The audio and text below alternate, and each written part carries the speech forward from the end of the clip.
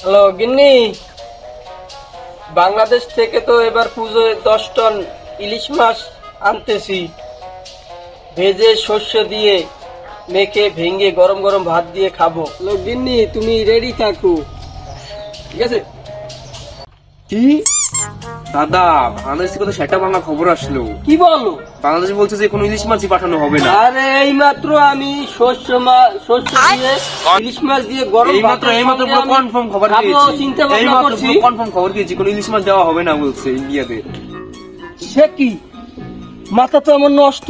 এবার পুজো ইলিশ খাবো কি করে, কি করবো এখন? তা এটার প্রতিশোধ আমাদের নিতেই হবে। কি মানে? বাংলাদেশে এমন কিছু রপ্তানি বন্ধ করতে হবে যেন বাংলাদেশ থাকে না। তাই নাকি? কি বল? তাহলে এখন কি করা যায়? এখন একটাই করণীয়, রাজুদার পরোটা বন্ধ। রাজুদার পরোটা না খেলে বাংলাদেশের কারো বাথরুম হবে না। তাই নাকি? জি, রাজুদার পরোটা বন্ধ করে দিই আমরা। আচ্ছা ওকে, দেখো। চলুন দাদারা, আপনাদের একটা খবর দেয়, বাংলাদেশ থাকবে না। আজকে আমি রাগ করবো না, আজকে আমি শুধুই বলবো বাংলাদেশ থাকবে না। চট্টগ্রাম সিলেটের সব আমি কিচ্ছু রাখবো না, সব থাকবে না, বাংলাদেশ থাকবে না।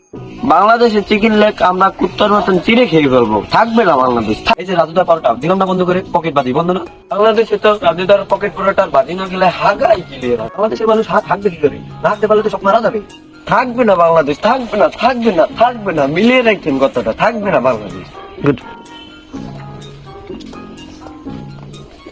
কি যে বলবো শামসু, ছেলেটার 2 দিন ধরে হাগাই হয় না।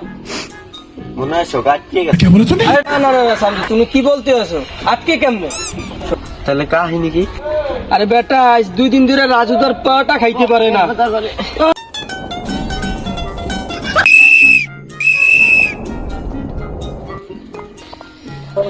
তাইলে এখন কি করা যায়? তোমার রাজুদার পাওয়াটা তো ব্যবস্থা করা লাগবে। তাহলে একজনে আছে বাংলাদেশের সিন্ডিকেটের রাস্তা। তাই নাকি? কি বলো? কে সে? তার নাম পুষ্পারা। বর্ডার ক্রস করে পরোটা নিয়ে যাবে। তাই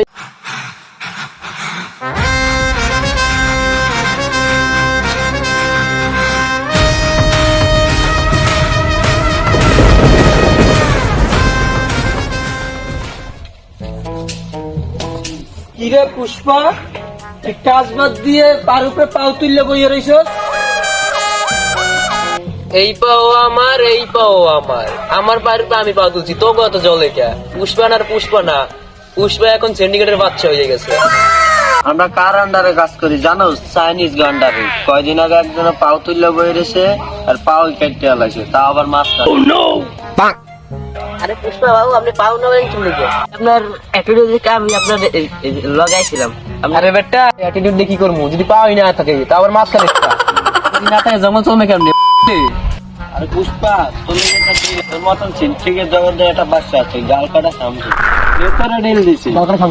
সিন্ডিকেট জগতে এমন কোনো ঘোড়া জন্ম নেয় না যে পুষ্পা ভাও ডিল দিবে। পুষ্পা নিজের ছাড়া কার কম করে না, কারণ পুষ্পা ঝুঁকে এখানে। লাগে একটা 6 লাখ টাকা ডিল আছিল, তুই যেহেতু করবি না, চল। কি হলো?